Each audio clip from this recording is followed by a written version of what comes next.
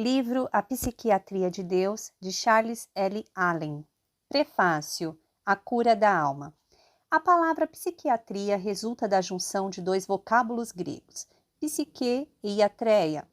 Psique e iatreia, o primeiro, psique, significa basicamente pessoa, mas é traduzido também como fôlego, alma, mente, razão e etc. O termo iatreia significa tratamento, cura, restauração, etc. Unindo as duas, então, temos a cura da mente ou, como disse Davi, a restauração da alma. A palavra psiquiatria significa tratamento médico ou tratamento levado a efeito por um médico, mas pode ter outros significados também.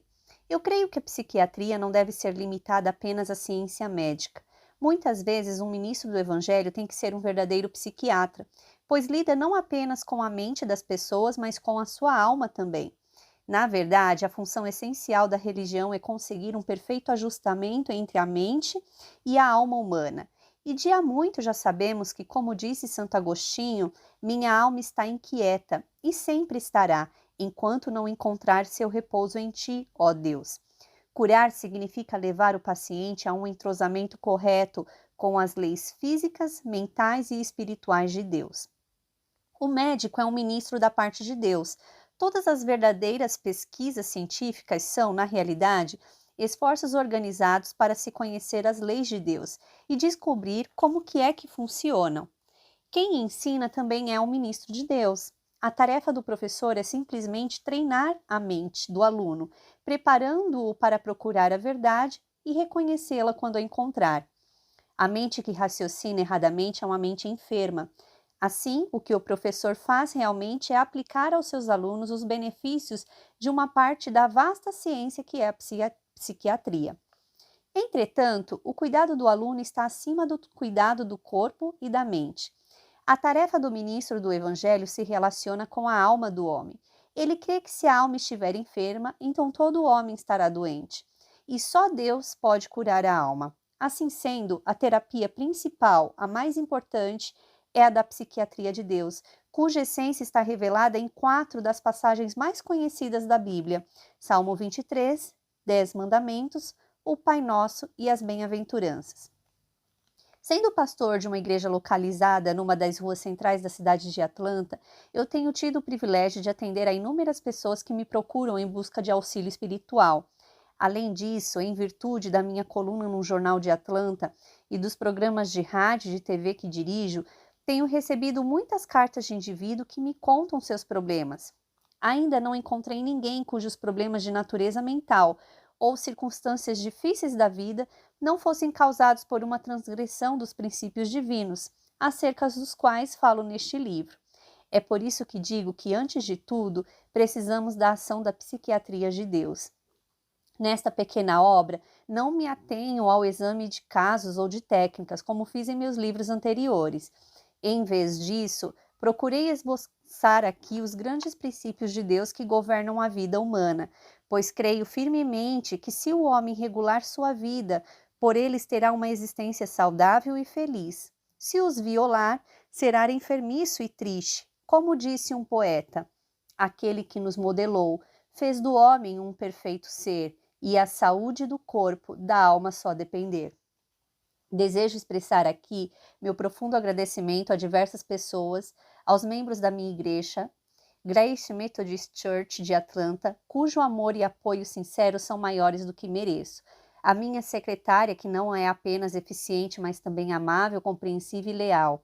A minha assistente, Mary Hogan, que tem se encarregado grande parte do meu serviço, possibilitando-me dedicar mais tempo à meditação e aos convites para pregar em outros lugares. A minha querida esposa Leila, que continua a me amar, embora eu dê tanto tempo ao trabalho e a outras pessoas.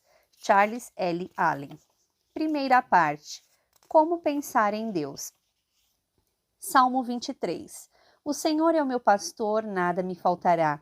Ele me faz repousar em pastos verdejantes, leva-me para junto das águas de descanso, refrigera minha alma, guia-me pelas veredas da justiça por amor do seu nome. Ainda que eu ande pelo vale da sombra da morte, não temerei mal algum, porque tu estás comigo. A tua vara e o teu cajado me consolam.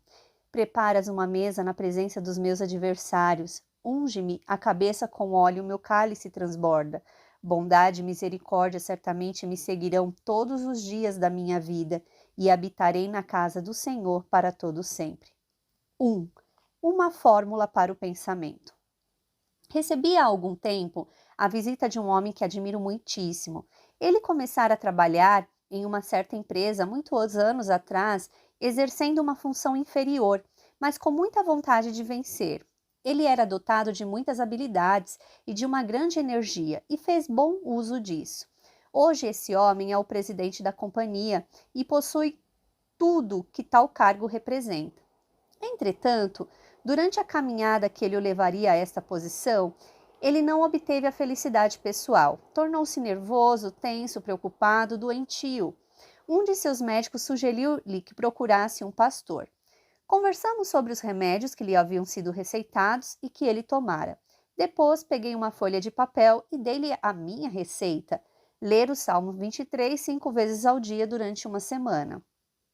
Disse-lhe que o tomasse exatamente como eu indicara.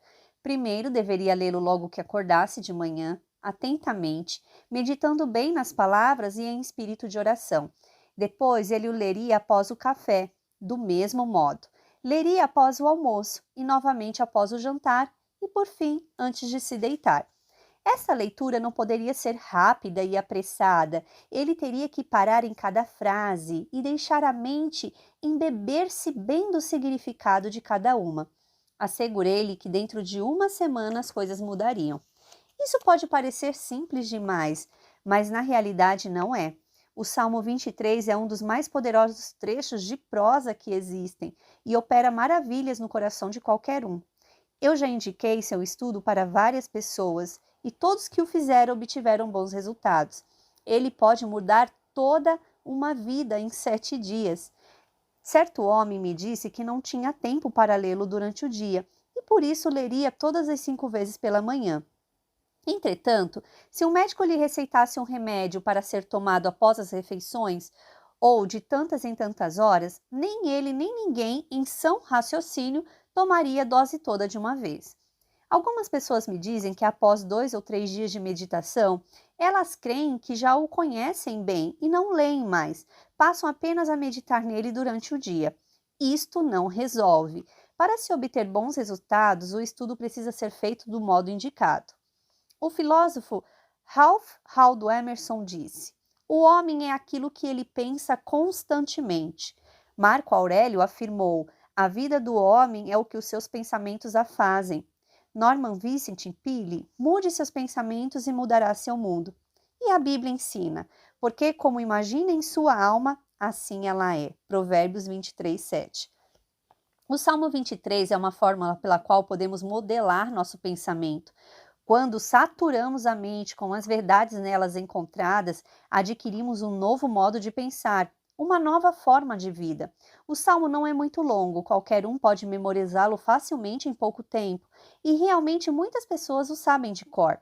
Contudo, o poder deste salmo não está em memorizar as palavras, e sim em meditar nos pensamentos que ele contém.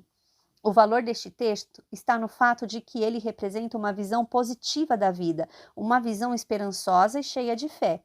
Nós cremos ter sido ele escrito por Davi, o mesmo Davi que teve um capítulo negro em seu passado, um capítulo de pecado e de derrota. Entretanto, ele não perdeu tempo se lamentando ou remoendo o fato. Aqui, o rei Davi está animado pelo mesmo espírito que levou o apóstolo Paulo a escrever: esquecendo-me das coisas que para trás ficam e avançando para as que estão adiante de mim, prossigo para o alvo. Filipenses 3, 13, 14. Ou o mesmo espírito que dominava o Senhor quando disse: nem eu tampouco te condeno, vai e não peques mais. João 8, 11. Leia-o do modo como indico. Dentro de 7 dias você terá um novo e valioso modo de pensar, que estará firmemente arraigado em sua mente, operará mudanças maravilhosas em sua linha de raciocínio e lhe dará uma nova vida. 2. O Senhor é o meu pastor, nada me faltará.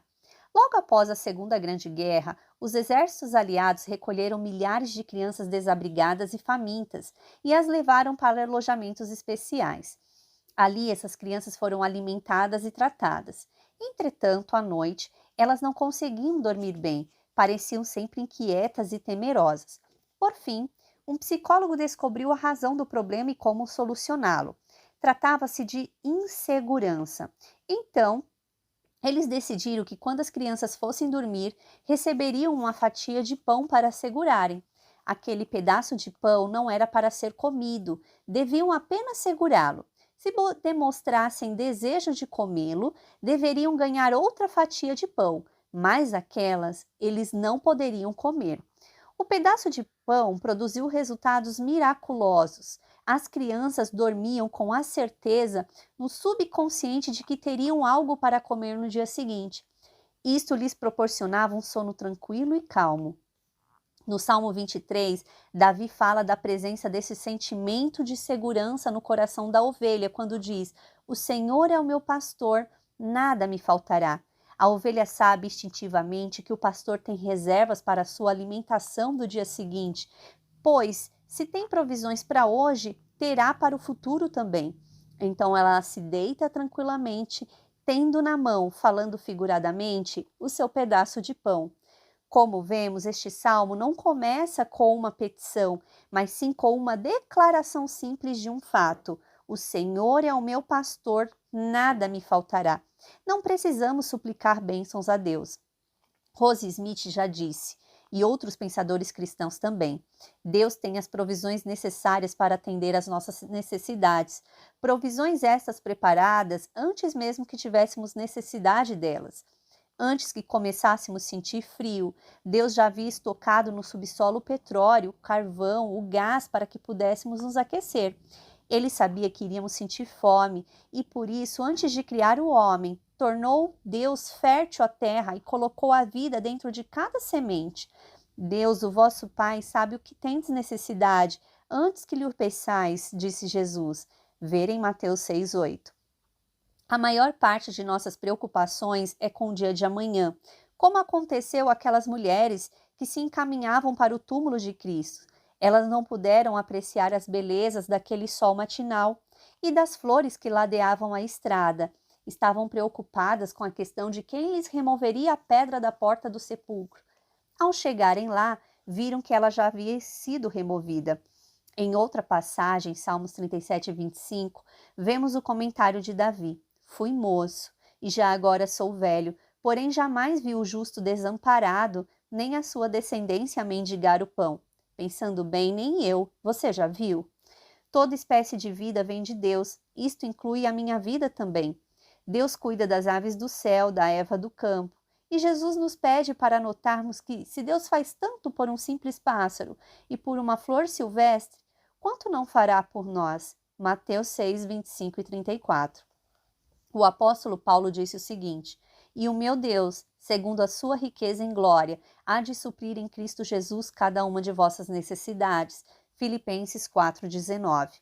Davi expressa a mesma ideia aqui neste verso: "O Senhor é o meu pastor, nada me faltará." Nesta crença podemos trabalhar e viver hoje sem nos preocuparmos com o amanhã. 3. Ele me faz repousar em pastos verdejantes. Certa manhã, quando eu me preparava para começar outros de meus dias cheios, senti uma dor nas costas. Mencionei o fato para minha esposa, mas certo de que o incômodo era passageiro. Entretanto, ela me fez procurar o médico. Este ordenou minha internação imediata. Senti-me muito infeliz naquele hospital. Eu não tinha tempo para desperdiçar, não podia ficar na cama. Minha agenda estava repleta de anotações de atividades, mas o médico me dissera que cancelasse todos os compromissos feitos para os próximos 30 dias. Recebi a visita de um querido amigo meu, também pastor, o qual me disse: "Charles, quero lembrar-lhe apenas uma coisa: ele me faz repousar." Muito depois dele ter encerrado a visita e partido, eu ainda estava ali, deitado, pensando no Salmo 23. Lembrei de como o pastor oriental sai com as ovelhas para o campo às 4 da manhã. Enquanto pastam, elas estão sempre em movimento, nunca param. Por volta de 10, o sol já está quente e as ovelhas começam a sentir calor, ficam cansadas e sedentas. O pastor inteligente sabe que elas não podem beber água nessas condições e com o estômago cheio de relva ainda não totalmente digerida. Por isso, ele as leva para um canto fresco e sossegado daquelas pastagens verdejantes e faz com que se deitem ali. Em repouso, a ovelha não pasta e começa então a ruminar, sua maneira natural de proceder à digestão. Se estudarmos a vida dos grandes homens, veremos que cada um deles, a certa altura de sua existência, retraiu-se um pouco do burburinho da sociedade para se entregar a um período de descanso e meditação. Os grandes poemas da literatura não são escritos em meio ao bulício das ruas movimentadas. As mais belas canções não são produzidas por entre o clamor das multidões. Temos visões de Deus somente quando paramos. O salmista disse: Aquietai-vos e sabei que eu sou Deus. Salmos 46, 10. Elias não encontrou a Deus nem no tremor de terra, nem no fogo, mas na voz calma e tranquila. Moisés viu a sarça ardente quando estava sozinho na colina. Saulo de Tarso achava-se numa estrada deserta, em caminho para Damasco, quando teve a visão celestial. Jesus também saía, às vezes, para um lugar à parte para orar. Talvez parar seja uma das coisas mais difíceis para nós. Nós gostamos de estar trabalhando para o Senhor, de cantar, pregar e ensinar. Estamos dispostos até a uma certa medida de sacrifício. Gostamos de cantar alegremente hinos tais como os mãos ao trabalho, avante, avante, ó crentes, e etc. Raramente nos lembramos de que antes de enviar seus discípulos para conquistar o mundo, Jesus lhes disse que esperasse, em oração, o poder do Espírito Santo. Às vezes, Deus nos faz adoecer para nos obrigar a olhar para cima. Ele me faz repousar. E muitas vezes somos forçados, não por Deus, mas pelas circunstâncias, a ficarmos presos no leito. Isso pode acabar se tornando uma experiência abençoada. Até mesmo o leito pode ser um lugar de bênção, se a pessoa souber transformar em benefício o seu infortúnio. Tira de nossa alma a tensão e o esforço, e assim nossa vida aperfeiçoada. Fala da beleza de tua paz. Whittier. 4. Leva-me para junto das águas de descanso. As ovelhas em geral são muito medrosas. Elas têm medo principalmente das fortes correntezas. E com razão. Por causa de sua pesada capa de lã, elas dariam péssimas nadadoras. Seria como se um homem vestido com um pesado sobretudo tentasse nadar. A lã absorveria a água e o arrastaria para o fundo. A ovelha sabe por instinto que não poderia nadar numa correnteza forte e por isso não se aproxima de riachos para se abeberar. Somente o faz em águas paradas. O pastor não zomba dos temores da ovelha e nem tenta forçá-la a fazer o que não quer. Pelo contrário, ele as guia por montanhas e vales à procura de águas tranquilas para ali saciarem a sede. Se não encontra um lago tranquilo enquanto as ovelhas estão descansando, o pastor apanha algumas pedras e faz com elas uma espécie de represa no riacho. E assim, até o menor dos cordeirinhos pode beber sem receio. Esta petição do Salmo 23 tem um significado maravilhoso para nós. Deus conhece nossas limitações e não nos condena por nossas fraquezas. Ele não nos força a ir onde não nos sentiríamos seguros e felizes. O Senhor nunca exige de nós um serviço que esteja além de nossas energias e habilidades. Deus está constantemente atendendo às nossas necessidades. Ele conhece as cargas que estão sobre os nossos ombros. Sabe também onde estão localizados os melhores passos de nutrição e provisão. É bom saber que, enquanto dormirmos, o pastor está preparando as coisas de que precisaremos no dia seguinte. Isto nos dá um grande senso de segurança.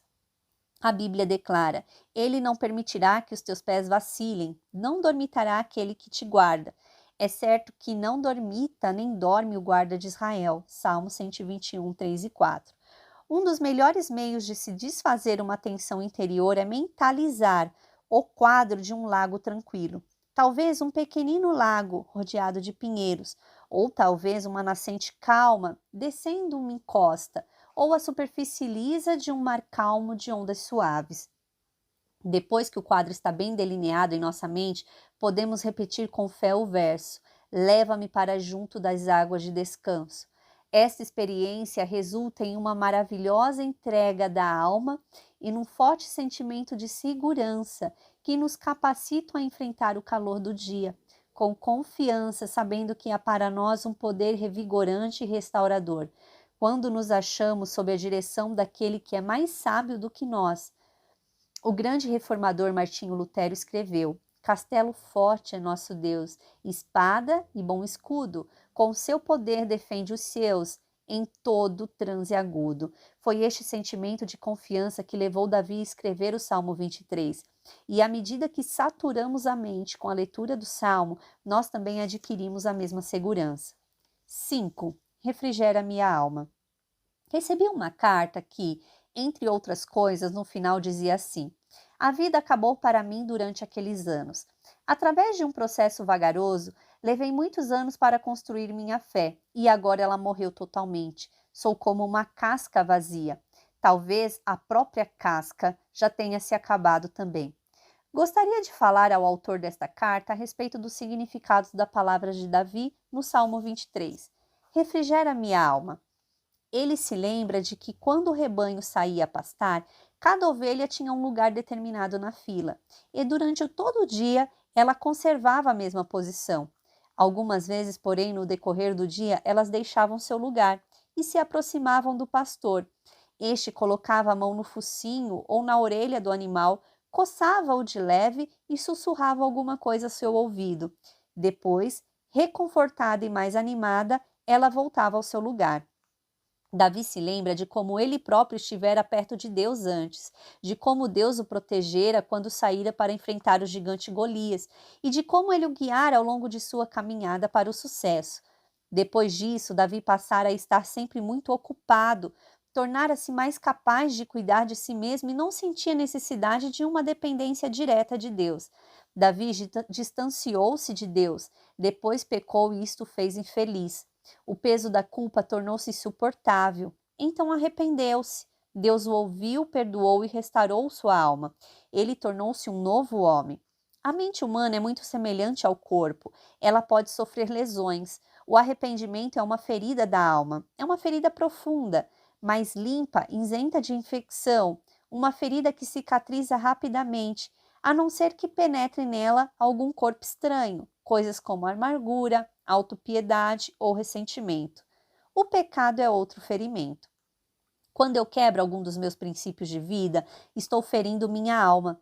Esta é uma ferida infectada, uma ferida que o tempo não cicatriza. O senso de culpa pode gradualmente destruir uma vida e torná-la uma casca vazia, sem conteúdo, e só existe um médico que pode curá-la.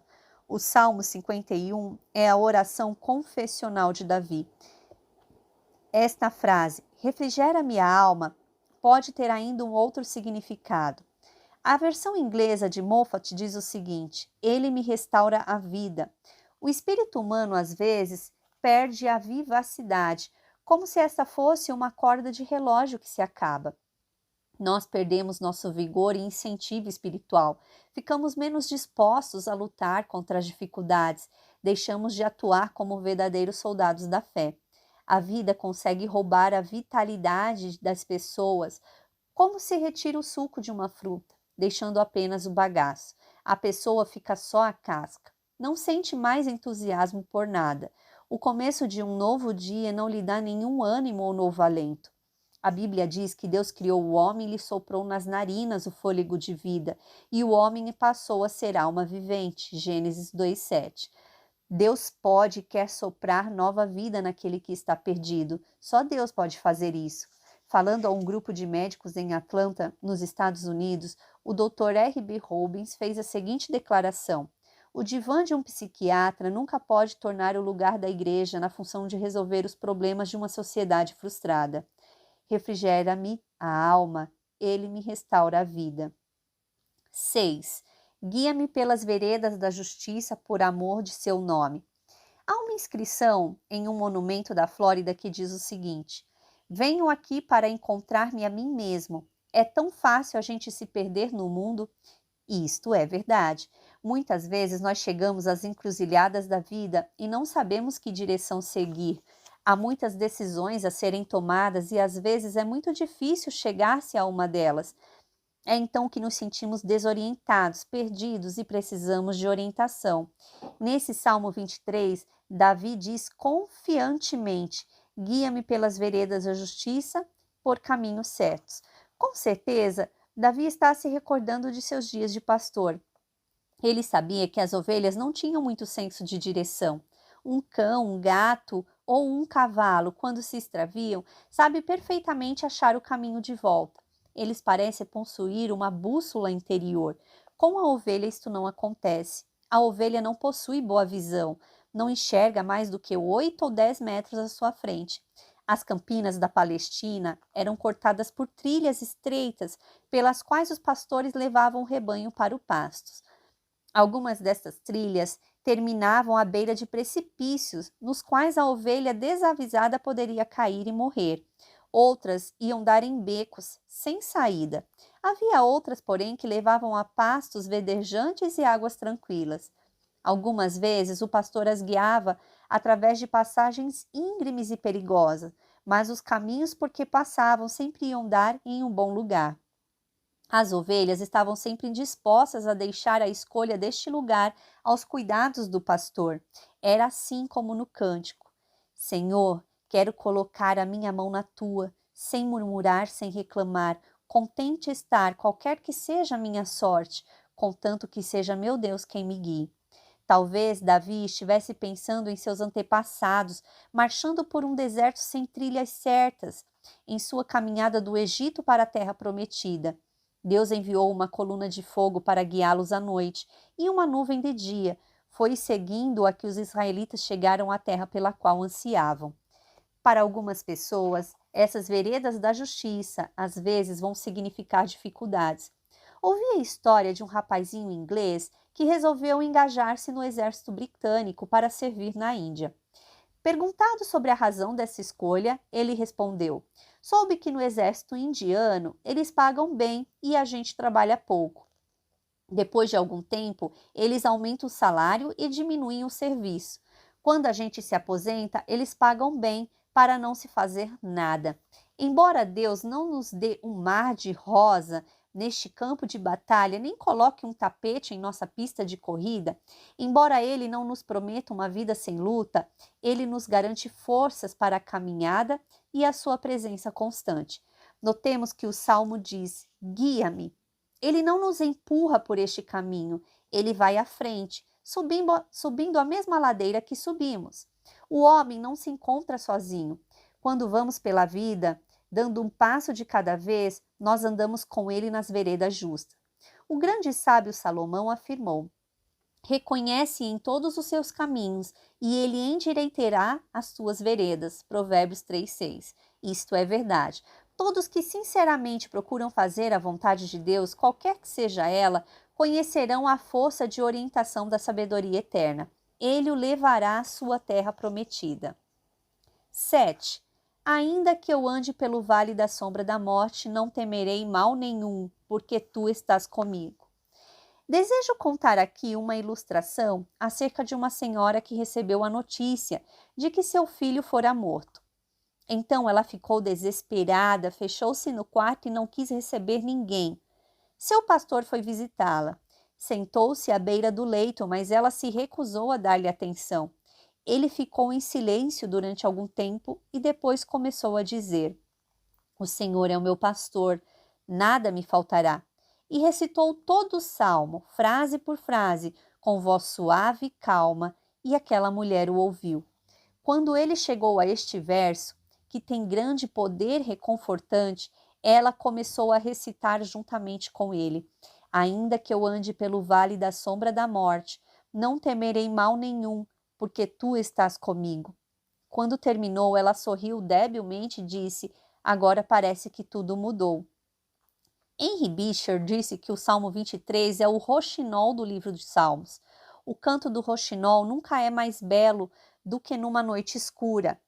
Para a maioria dos homens, a morte é o fato mais terrível. Após um culto fúnebre, alguém se aproximou de mim e disse: o Senhor já oficiou muitos destes cultos. Será que isto não se tornou uma rotina para o Senhor? A resposta é não. A gente nunca se acostuma com a morte. Cada uma é um acontecimento diferente. Nós a enfeitamos com flores e coroas, cantamos belos hinos, mas nem mesmo as flores e a música podem transformar uma sepultura num lugar de festa. A morte nos torna temerosos, nós nos sentimos sozinhos e desamparados. É certo que a expressão Vale da Sombra da Morte não significa apenas morte física. Ela já foi traduzida como corredor sombrio e compreende todas as experiências duras e terríveis da vida. Alguém já falou do Vale da Sombra da Morte, um vale que existe na Palestina e vai de Jerusalém ao Mar Morto. É uma trilha estreita e perigosa que corta as montanhas. Sendo um caminho árduo, é muito fácil uma ovelha precipitar-se ribanceira abaixo e morrer. É uma viagem difícil que ninguém deseja fazer. Contudo, as ovelhas não a receiam. Por quê? Porque sabem que o pastor vai com elas. E para nós, os momentos sombrios da vida, os quais todos temos que atravessar, a morte era um deles. Desilusões são outros destes momentos. A solidão é outro, e há vários outros ainda. Já conversei com muitas pessoas que estavam atravessando o Vale das Sombras e disse-lhes que procurassem um lugar e ficassem a sós com Deus. Disse-lhes que parassem um pouco de lutar, que se esquecessem por uns instantes das circunstâncias adversas da vida, que impedissem a mente de se preocupar com o amanhã, com o ano seguinte, com o futuro. Pare um pouco, fique quieto, em silêncio. E mesmo que esteja dentro deste corredor sombrio, você sentirá uma presença estranha e maravilhosa, e a sentirá mais fortemente do que antes. Muitas pessoas me contaram que sentiram esta presença, que ouviram o canto do roxinol em meio à escuridão. Onde quer que a trilha da vida me leve, eu não temerei nada, disse Davi. E milhares de outras pessoas também já se libertaram deste medo. Como? Tu estás comigo, há um grande poder nesta presença. 8. A tua vara e o teu cajado me consolam. Conheci um homem que ficara gravemente ferido em um ciclone. Depois do acidente, ele perdera muito de sua alegria de viver. Não por causa das lesões que sofrera, mas porque estava temeroso do que outro ciclone pudesse se abater sobre ele. Se tal acontecesse, não havia nada que ele pudesse fazer. Ele se preocupava porque sabia que se tivesse que enfrentar outro ciclone, ele não tinha meios de se defender. Até que um dia, seus filhos resolveram construir-lhe um abrigo subterrâneo. Quando ficou pronto, o homem olhou e o seu rosto se abriu num sorriso de alegria. Agora o ciclone mais terrível poderia vir. Agora ele tinha proteção. Aquilo foi de grande conforto para ele. No Salmo 23, há um verso que diz: A tua vara e o teu cajado me consolam. A ovelha é um animal muito vulnerável. Ela não tem meios próprios de defesa, é presa fácil para qualquer animal feroz. Por esta razão, a ovelha é temerosa. O pastor sempre carrega consigo um bastão, pesado e duro, de cerca de 60 centímetros a 1 metro de comprimento.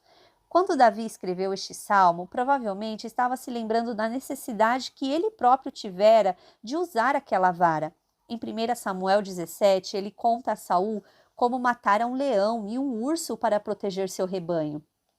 Além da vara, o pastor tem também um cajado de quase 3 metros. A ponta desse cajado é recurvada, formando um gancho. Muitas trilhas da Palestina vão margeando barrancos íngremes. Era muito fácil a ovelha, às vezes, desequilibrar-se e escorregar para o abismo, ficando suspensa apenas por uma saliência estreita. O pastor, então, estendia o cajado, encaixava-o no peito da ovelha e a içava para cima de volta ao caminho certo. A ovelha sente-se instintivamente protegida pelo cajado e pela vara que o pastor carrega. É o conforto de saber que o pastor é capaz de solucionar qualquer emergência que surgir. Eu tenho seguro sobre meu carro. Espero nunca precisar utilizá-lo, mas sinto-me mais tranquilo tendo o seguro. Não aprecio muito a ideia de nosso país ter de empregar uma verba tão grande na manutenção do seu potencial bélico. Contudo, quando penso na insegurança da situação mundial, essa força bélica do país nos dá certo alívio. Tenho também algumas necessidades a que eu próprio não posso atender. Como o apóstolo Paulo, sinto muito conforto em dizer: ora, aquele que é poderoso para fazer infinitamente mais do que tudo quanto pedimos ou pensamos, conforme o seu poder que opera em nós, a ele seja a glória. Efésios 3:20. O mal parece estar dominando o mundo hoje. Nós todos estamos temerosos e muitas vezes temos uma forte sensação de desamparo. É então que encontramos grande consolo em pensar no poder de Deus. É lógico que não penso em Deus como um abrigo subterrâneo ou em um seguro contra acidentes. Entretanto, posso dizer como poeta cristão: Deus é a minha salvação, a quem temerei? Em trevas, em tentação, Ele é a minha luz e o meu socorro. Embora as hostes malignas me acampem ao meu redor, estou firme na batalha. Nenhum temor pode me abalar, com Deus à minha direita. A tua vara e o teu cajado me consolam. Esta frase dissipa em meu coração toda a ansiedade e o temor do futuro. 9. Preparas uma mesa na presença dos meus adversários. Nossa família morou certa vez numa cidade do interior e houve ali uma questão acerca da instalação ou não de um salão de bilhar. Meu pai foi um dos que violentamente se opuseram a ele. Lembro-me de que alguém lhe perguntou, em tom de brincadeira, se ele temia ser tentado a jogar bilhar. Ele respondeu que não, mas que tinha filhos e que não queria vê-los numa casa de bilhar. Ele poderia também procurar impedir que os filhos frequentassem o local, mas preferia impedir que o salão fosse instalado. Esta opinião de meu pai sobre o assunto serve bem para ilustrar o que Davi queria dizer com as palavras: preparas uma mesa na presença dos meus adversários. Nas campinas da Terra Santa, havia algumas plantas que, se ingeridas, seriam fatais para as ovelhas. Havia outras ainda que possuíam espinhos e arranhariam o focinho do animal, provocando ferimentos sérios. Antes de iniciar o período de pastagem, o pastor saía com um enxadão e destruía aqueles inimigos da ovelha. Mais tarde, ele vinha e amontoava a erva já seca e as queimava. Depois disso, o pasto estava pronto para receber as ovelhas. Ele se tornava, por assim dizer, uma mesa preparada para elas. Os inimigos tinham sido afastados.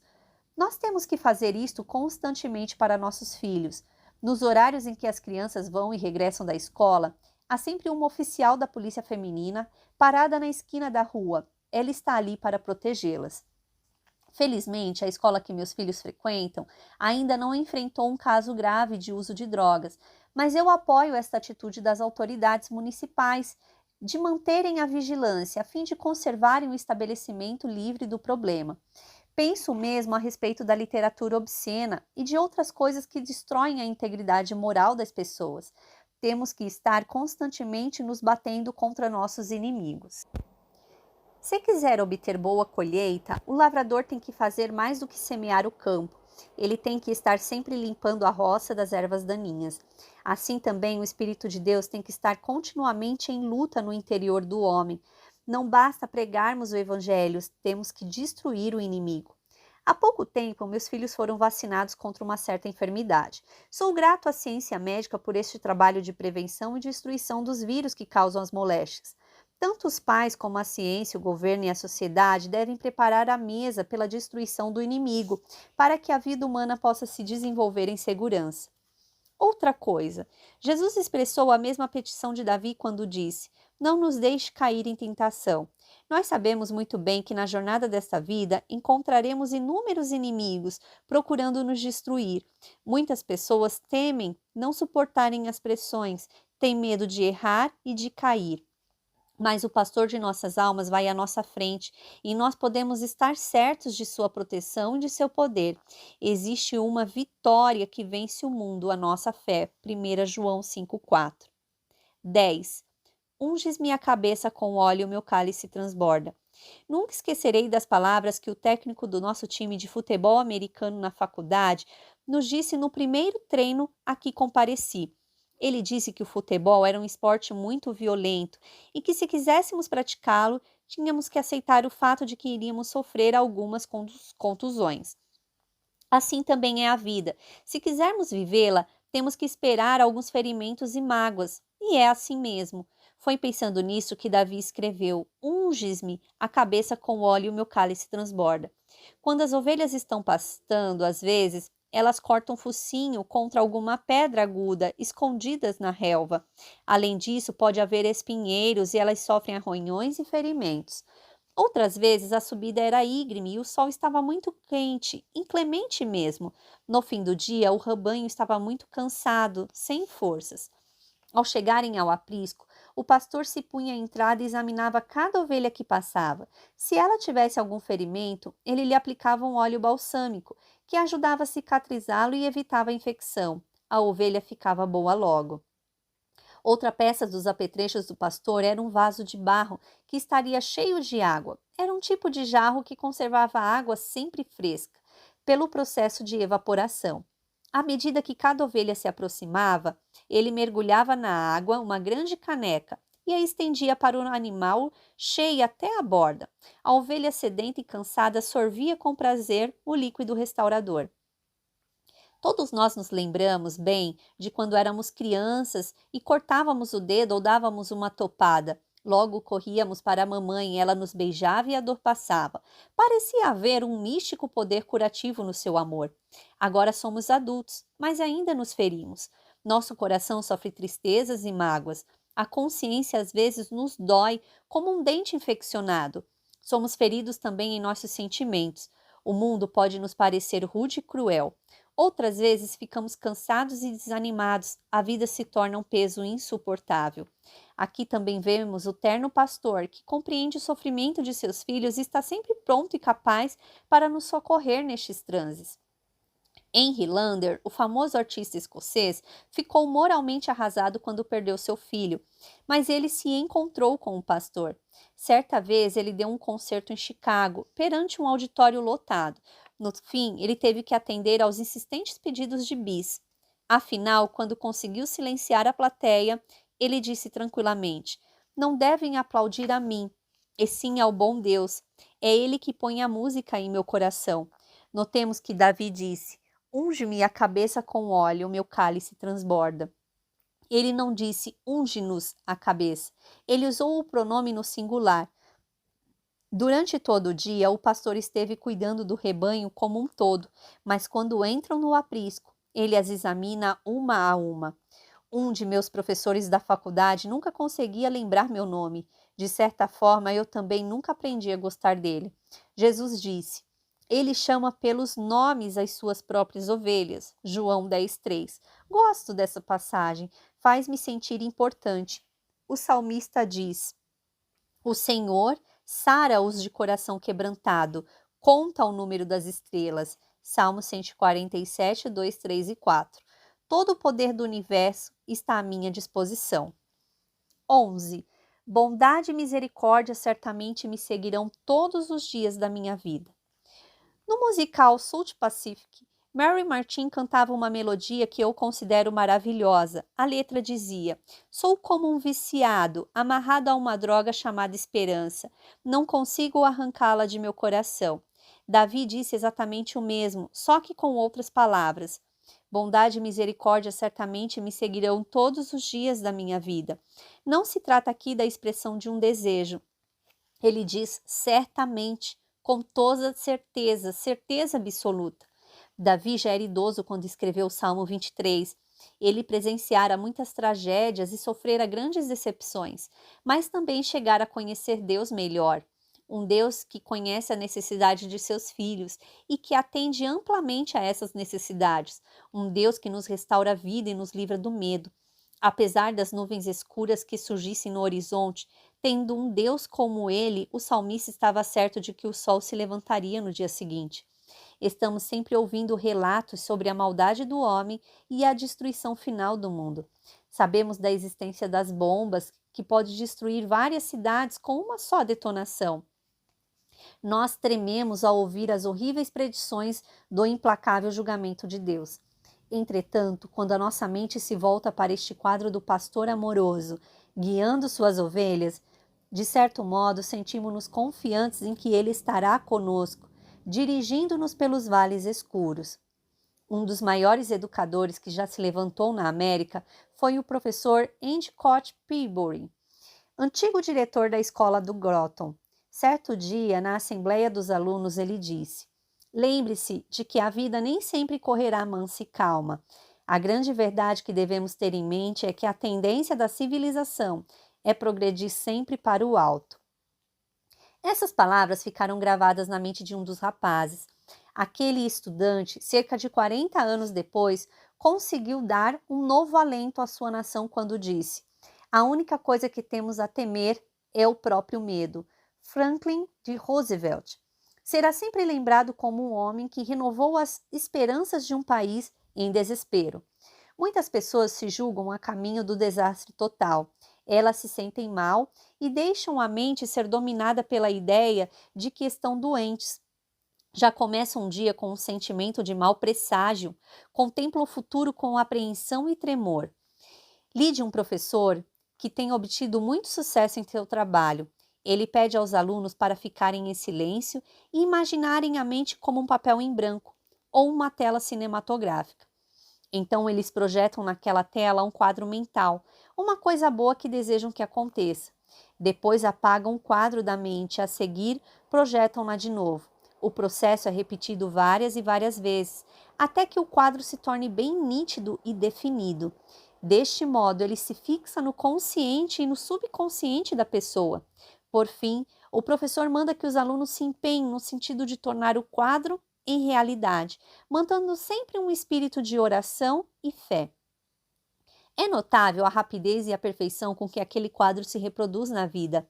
Paremos de prognosticar desgraças para nós e nosso mundo. Digamos como o salmista: este dia é o que o Senhor fez, regozijemo-nos e alegremo-nos nele. Salmos 118, 24. Comecemos o dia com um coração cheio de esperança. Gravemos em nossa mente este versículo: bondade e misericórdia certamente me seguirão todos os dias da minha vida. E realmente será assim. 12. E habitarei na casa do Senhor para todo sempre. É um espetáculo impressionante observar o movimento do centro da cidade de Atlanta, às 5 horas da tarde. As ruas estão sempre cheias de gente e de carros, todos os ônibus se acham trafegando e sempre lotados. O que torna isto emocionante é pensar que todas essas pessoas estão indo para casa. O escritor John Hard Payne já se encontrava fora de casa havia 9 anos. Uma tarde, ele estava à janela e contemplava as pessoas que passavam alegres e apressadas, dirigindo-se para casa. De repente, ele se viu dominado por um sentimento de solidão, naquele quarto de pensão em Paris. Com um movimento de impaciência, ele se afastou da janela. Tinha que trabalhar. Talvez ele estivesse escrevendo uma peça importante, não sei, mas não tinha tempo para sentimentalismo. Contudo, a atmosfera e a recordação de uma certa cidadezinha de Long Island não o abandonaram. Ele apanhou um lápis e escreveu uma canção que continha em essência essa mensagem: ainda que da vida e prazeres de um palácio possamos partilhar, ainda assim, mesmo que humildes e simples, nada como o nosso lar. Já faz mais de 100 anos que isto se deu, mas as palavras desta canção ainda traduzem o mesmo sentimento, tão real para todos nós, nada como o nosso lar. Todavia, quando vejo as pessoas indo para casa, sinto tristeza também. Sei que alguns não têm lar, uns andam pelas ruas, procurando um quarto barato para passar a noite, outros vão para a mais cara suíte de um hotel, que apesar de ser rica, não é o seu lar. Já trabalhei com inúmeros alcoólatras. Várias mulheres já me disseram como foi que se tornaram viciadas em álcool. Viviam sozinhas em um quarto ou apartamento triste e vazio. Não há prazer nenhum em se viver assim. Muitas pessoas começam a beber por causa de umas situações destas. Mais triste do que ver uma pessoa sem lar no fim do dia é encontrar alguém que não está certo de seu relacionamento com Deus e não tem esperanças de ir ao lar eterno. Uma pessoa que, no fim da jornada da vida, só espera um túmulo escuro e o esquecimento total. Davi encerra o Salmo 23 com um poderoso crescendo de fé ao dizer: e habitarei na casa do Senhor para todo sempre. Uma das passagens mais emocionantes do livro O Peregrino, de João Bunyan, é o trecho em que o Senhor mente fraca fala de sua esperança de chegar ao lar celestial. Ele diz: mas estou resolvido a correr, quando puder correr, a andar, quando não puder correr, a me arrastar, quando não puder andar. Meu pensamento está fixado naquela terra que fica além do rio, que não tem pontes, apesar de eu ser, como você pode ver, uma mente fraca. Às vezes recebemos maior alento para a vida quando fixamos nosso pensamento naquela terra que fica além do rio, que não tem pontes. Se não fosse por essa certeza, muitas das experiências por que passamos nesta vida seriam insuportáveis. Davi não possuía muito do conhecimento bíblico que temos hoje. Ele nunca ouviu as palavras: eu sou a ressurreição e a vida. Quem crê em mim, ainda que morra, viverá. E todo o que vive e crê em mim não morrerá eternamente. João 11, 25, 26. Foi um conhecimento íntimo de um Deus, como o que descreve no Salmo 23, que lhe deu a certeza de que, ao fim de sua vida, ele iria para os céus. 13. Ele conhece o pastor. Existe uma historieta, não sei qual a sua origem, de um rapaz e um senhor idoso que se encontravam numa plataforma diante de um grande auditório. Estava se realizando um programa especial. Numa parte dele, os dois tinham de dizer o Salmo 23 de cor. O jovem, que conhecia as técnicas da oratória e do drama, falou o salmo com a eloquência de um grande orador. O Senhor é o meu pastor. Quando ele terminou, a plateia aplaudiu entusiasticamente, pedindo bis para ter o prazer de apreciar novamente sua maravilhosa interpretação. Depois foi a vez do outro.